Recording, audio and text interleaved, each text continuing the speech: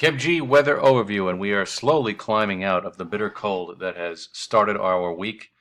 But we're going to have a little bit of complication with that because we will have freezing rain issues to deal with. We have winter weather advisories that are up. This is off of meteorologist Joe Chaffee's page. Like him on Facebook and Twitter, and he's got a little bit more an expansive view of the freezing rain potential tomorrow, almost making it to New York City.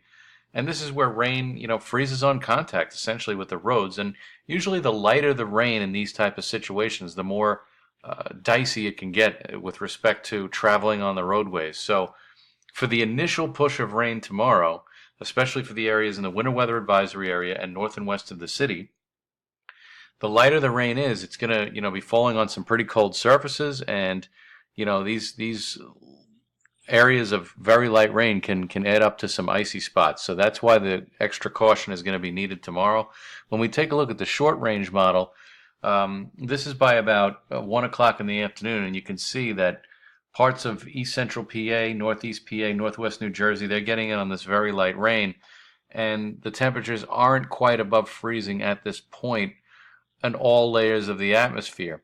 So there will be, colder temperatures closer to the surface, and those ground temperatures being so cold will make it so that there will be patches of ice as you're traveling around, especially north and west of the city. Now, as the storm system moves in from the west, our temperatures will continue to go up. So by the time we get into early Thursday morning, we're going to be dealing with a round of moderate to heavy rain, and this rain is going to last through a good part of Thursday.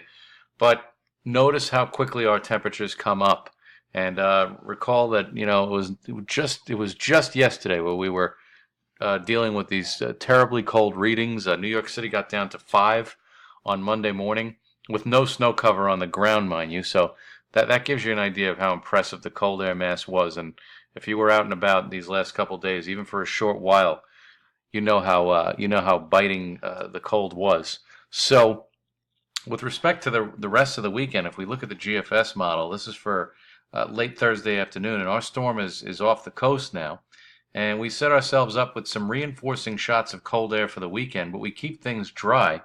There might be a chance for some light snow around Monday as this northern stream shortwave moves in and sort of grazes the area, but a more important system might be moving in for Monday night into Tuesday. But again, the GFS wants to keep both of these storm systems separate.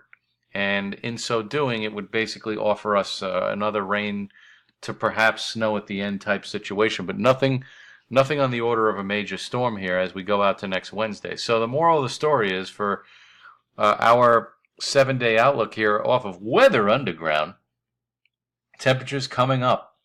And that's going to be a welcomed relief for a lot of people. And into the weekend, we get a cold day Saturday, but then temperatures rebound to near 40 on Sunday and Monday.